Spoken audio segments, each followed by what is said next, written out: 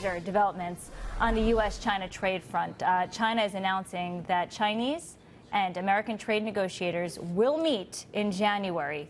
Bloomberg News reporting that the talks will take place in Beijing the week of January 7th. Reuters is reporting that the White House is considering a ban on purchases of ZTE and Huawei products. Let's bring in former Republican presidential candidate Herman Cain. Herman Cain, are we making any headway with China? Yes, we are making a lot of headway because this will be the second round of talks. And what the president did was to get their attention as well as getting the attention of other countries. So, yes, we're making headway. It may not be as fast as some people would like, but we're definitely making headway. Do you think we have allies on our side? And I bring up the Canadians' help in the detention, the arrest of the Huawei CFO. That brings another element, another level to the trade and the tariff spat. I don't believe that they are going to be allies cheering for the United States of America, because this president used some of the leverage that the U.S. has to get them to agree to a new USMCA agreement. And it's for the good of all countries. So I don't think they're going to be cheering for us. They are just interested in their self-interest, just like every country around the world. And one other thing about China, Lauren, if I may add, they are more dependent upon the United States than the United States is dependent upon them. That's the leverage that we have, and that's exactly what President Trump figured out early on in his administration. Mr. Cain, can I ask a question? It's Liz Peek.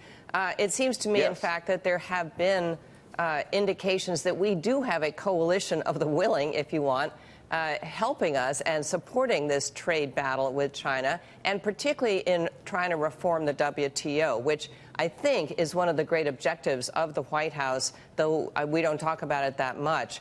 But it seems like Europe is kind of coming alongside, and Japan. What is your view of that? Well, I had not read that story, but I would agree with you.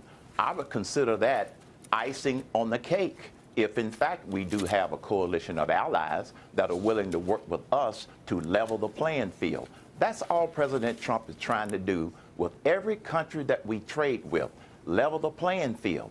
And speaking of Europe, they are in a big pickle economically. So I can understand why they would be cheering for us, because they are hoping that they get a better deal long-term economically in order to help their sagging economy. Yeah, well, the Wall Street Journal, Herman, has been the editorial board there criticizing the president, criticizing his use of tariffs under Section 232 of U.S. trade law.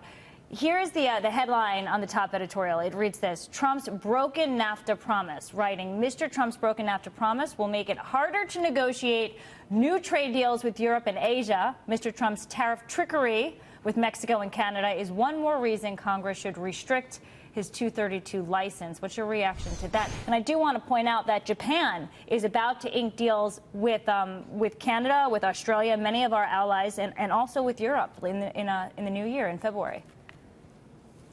That Wall Street Journal article is totally misleading. And here's why.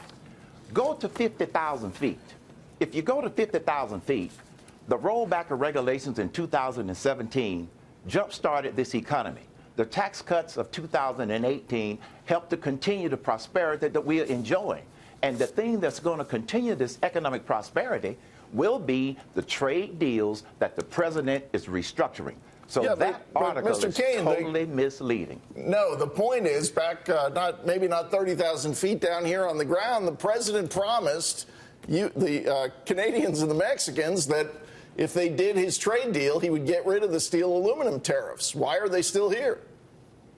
Well, I can't answer that question, to be perfectly honest with you. It could be leverage on his part. I don't know. I don't know all of the backroom dealings. Here's what I do know. But the deal is done, so he ought to make good on that part of it. Well, look, that's for the president to decide. And like I said, I don't know the backroom deals.